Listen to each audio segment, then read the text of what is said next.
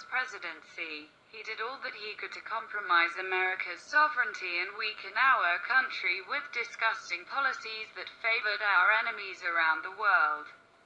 Obama also allowed floods of refugees and illegal immigrants to swarm over our borders in an attempt to fundamentally transform the country into a socialist nightmare.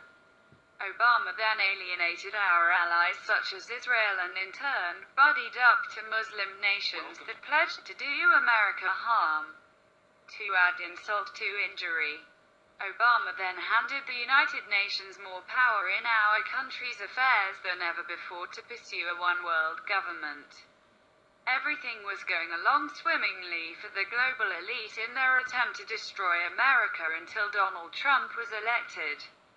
Those plans to destroy the last beacon of freedom and hope in the world has been dashed, and the left is beside themselves with anger. Now, Trump just issued another blow to these anti-Americans, which will show them not to mess with the United States again. Earlier this month, the left and the majority of Muslim world lost their minds when President Trump formally recognized Jerusalem as the capital of Israel and pledged he would move the United States Embassy to that location. Predictably, the left went into a meltdown, not to mention the Muslim world, promising more bloodshed and attacks on the small nation. Soon after the announcement, the United Nations, who has a long history of animosity toward Israel, voted overwhelmingly to reject Trump's recognition of Israel's capital.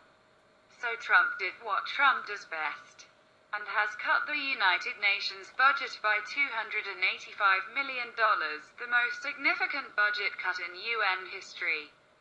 The following is the statement that UN Ambassador Nikki Haley put out about this stunning budget reduction.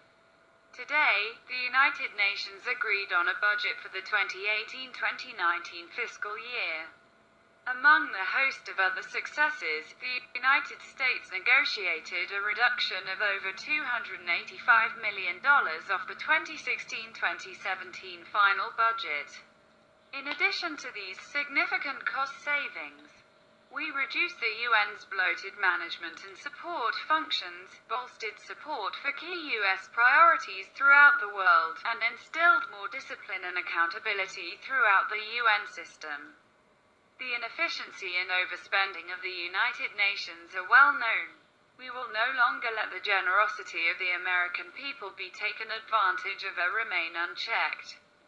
This historic reduction in spending, in addition to many other moves toward a more efficient and accountable UN, is a big step in the right direction.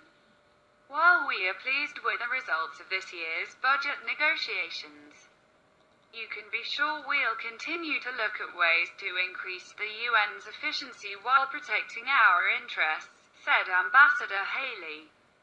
What makes this budget cut so interesting is that it comes right after the UN General Assembly voted 128 to 9 against Trump's decision to recognize Jerusalem as the capital of Israel.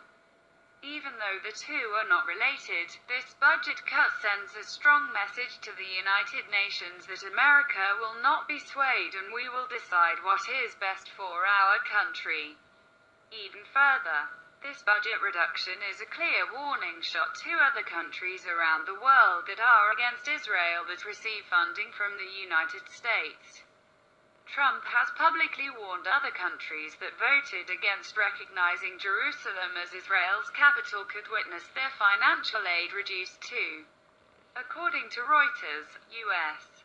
President Donald Trump on Wednesday threatened to cut off financial aid to countries that vote in favor of a draft United Nations resolution calling for the United States to withdraw its decision to recognize Jerusalem as Israel's capital.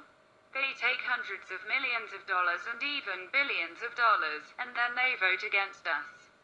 Well, we're watching those votes. Let them vote against us. We'll save a lot. We don't care, Trump told reporters at the White House. Our country is in tremendous debt and cutting aid to nations that despise us and our greatest ally and friend is one way for us to save a few bucks.